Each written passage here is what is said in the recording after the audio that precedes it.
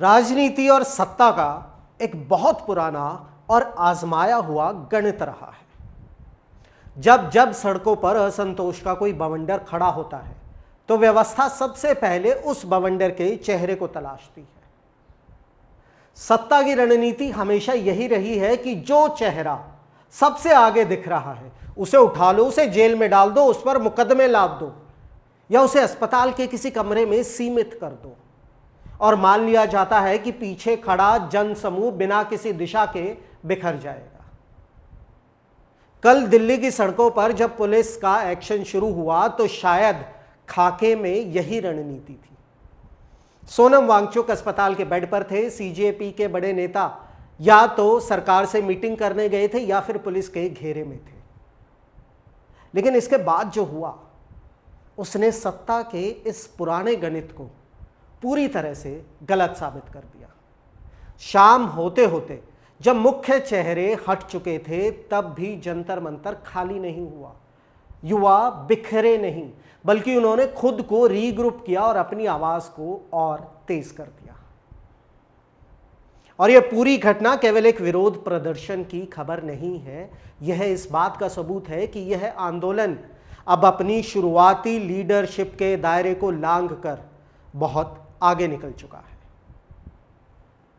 इसे गहराई से समझने की जरूरत है क्योंकि जब कोई आंदोलन किसी नेता के कहने पर शुरू होता है तो उसकी उम्र उस नेता की सांसों और उसकी राजनीतिक उम्र तक सीमित होती है।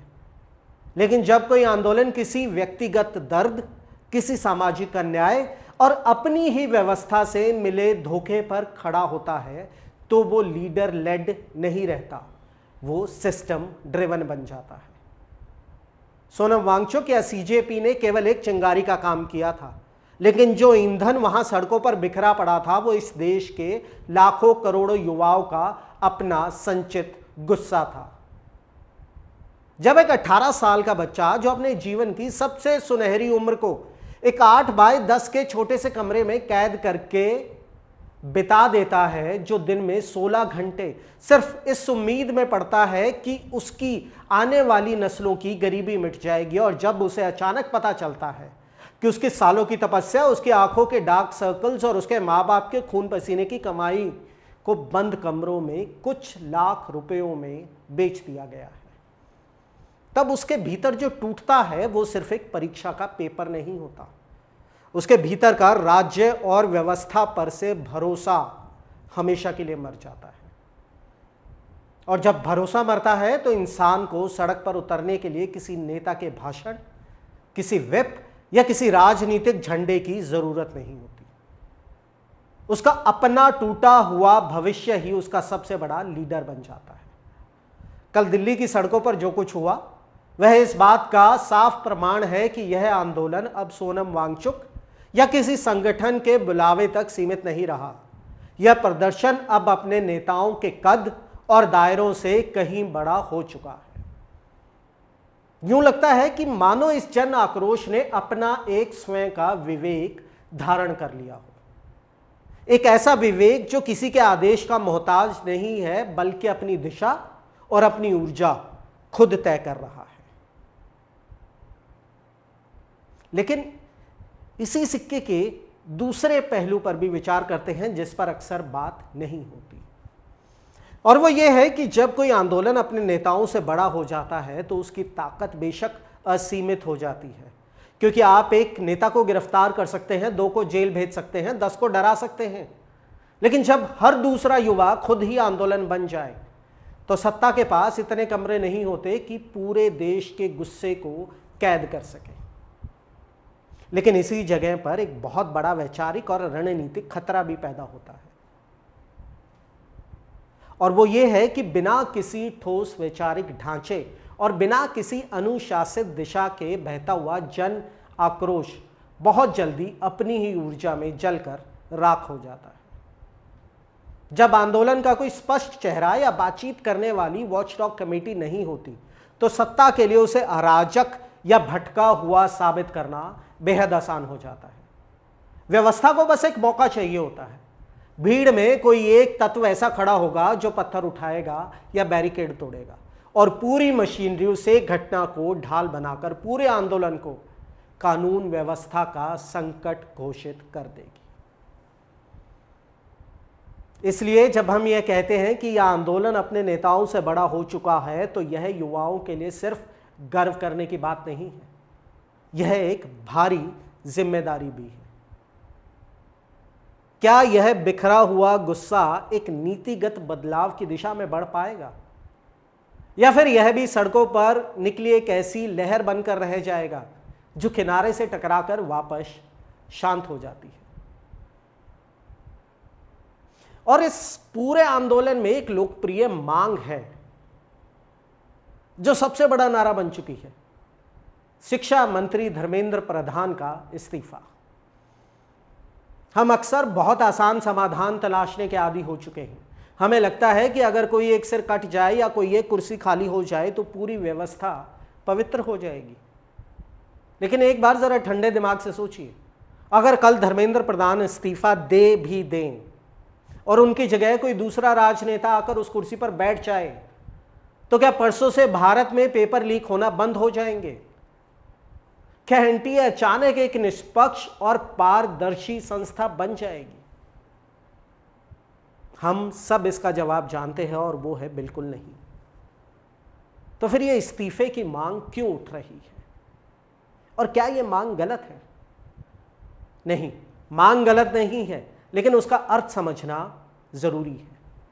राजनीति और जन आंदोलनों में इस्तीफा कभी भी अंतिम इलाज नहीं होता। इस्तीफा मांगा जाता है जवाबदेही का सिद्धांत कायम करने के लिए, यानी अकाउंटेबिलिटी के लिए।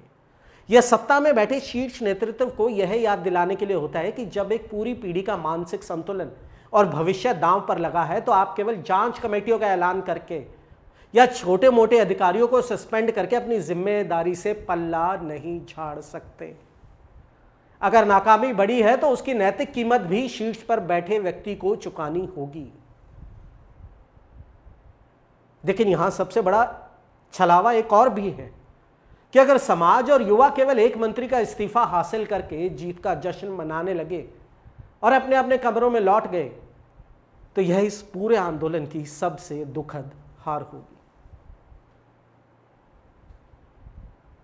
वहीं पर इस आंदोलन का तीसरा और सबसे दिलचस्प दायरा वो है जो जंतर मंतर की सड़कों से निकलकर सीधे 7 लोक कल्याण मार्ग यानी देश के प्रधानमंत्री आवास की चौखट तक पहुंच चुका है। जंतर मंतर पर सिर्फ छात्र नहीं थे, सोनम वांगचुक जैसे सामाजिक कार्यकर्ता, चंद्रशेखर आजाद, नसीरुद्दीन शाह, प्रकाश राज, डिंपल यादव, जाने कितने ही सोसाइटी के अलग अलग हिस्सों से आए हुए लोग छात्रों के साथ वहां मौजूद थे। और आज जब संसद में चर्चा के दरवाजे बंद हुए, तो लोकसभा में विपक्ष के नेता राहुल गांधी, प्रियंका गांधी और मुख्य विपक्षी दल सीधे प्रधानमंत्री के घर के बाहर सड़क पर धरने पर जाकर बैठ गए। बहुत से लोग इसे सतही नजरिए से देखेंगे कि विरोधी दल इस आग में अपनी राजनीतिक रोटियां सेकने आ गए हैं। लेकिन अगर आप इस घटनाक्रम को गहराई से पढ़ें तो सच्चाई कुछ और ही इशारा करती है।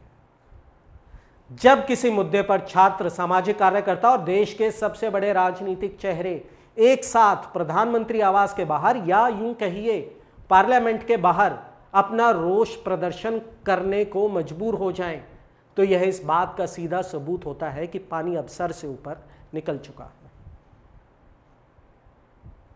इस प्रोटेस्ट में राजनेताओं का आना राजनेताओं का बड़प्पन या उनका एहसान नहीं है, यह उस युवा आक्रोश की ताकत और उसका दबाव है।